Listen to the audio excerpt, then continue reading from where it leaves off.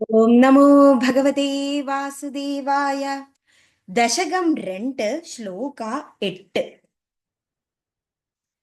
നിഷ്കാമം നിയത സ്വധർമ്മചരണം യത് കർമ്മ യോഗാഭേദം തദ്ദൂരേതി അഫലം യത് ഔപനിഷദ ജ്ഞാനോപലഭ്യം പുനഃ ത്വതു അവ്യക്തതയാ സുദുർഗമതരം ചിത്തസ്വ തസ്മാദ് വിഭോ ത്വത്പ്രേമാത്മാക ഭക്തിഃ ഏവ സതതം സ്വാദീയസി ശ്രേയസി. നിഷ്കാമം, ഇഷ്ടങ്ങളെ ആഗ്രഹിക്കാത്തവർ. നിയത, നിയമത്തോടു കൂടി. സ്വധർമ്മ, സ്വന്തമായ ധർമ്മ കാര്യങ്ങളോടു കൂടി. ചരണം, ചെയ്യുന്നു. യത്, അത്. കർമ്മയോഗാഭിധം, കർമ്മയോഗമെന്ന് പറയപ്പെടുന്നത്. തത്, ഇത്. ദുരേതി, വളരെ കാലം കഴിഞ്ഞ്. അഫലം, ഫലം ലഭിക്കുന്നത്. യത്, ഇനിയെന്ന്. ഔപനിഷത്, ഉപനിഷത്തുക്കൾ. ജ്ഞാനോപ, തത്വജ്ഞാനം. ലഭ്യം, ലഭിക്കുന്നത്. പുനഃ, വീണ്ടും. ത്വത്, അത്. തു, ആകട്ടെ. അവ്യക്തതയ, ഒട്ടും വ്യക്തത ഇല്ലാത്തത്. സുദുർഗമതരം, പ്രയാസമേറിയതാണെന്ന തോന്നൽ. ചിത്തസ്യ, മനസ്സിൽ. തസ്മാത്, അതുകൊണ്ട്. വിഭോ, ഭഗവാനെ. ത്വത്, അത്. പ്രേമാത്മക, അധിക സ്നേഹത്തോടു കൂടി. ഭക്തി, ഭക്തിയോടെ. ഏവ, എല്ലാം. സതതം, എപ്പോഴും.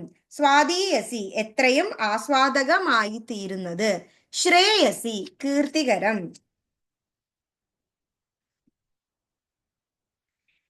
നിഷ്കാമം നിയത സ്വധർമ്മചരണം യത് കർമ്മ യോഗാഭേദം തദ്ദൂരേത്യഫലം യദൗപനിഷദ ജ്ഞാനോപലഭ്യം പുനഃ ത്വത്വക്തതയാ സുദുർഗമതരം ചിത്തസ്യ തസ്മാദ് വിഭോ തത്പ്രേമാത്മാക ഭക്തിരേവ സതതം സ്വാദീയസി ശ്രേയസി.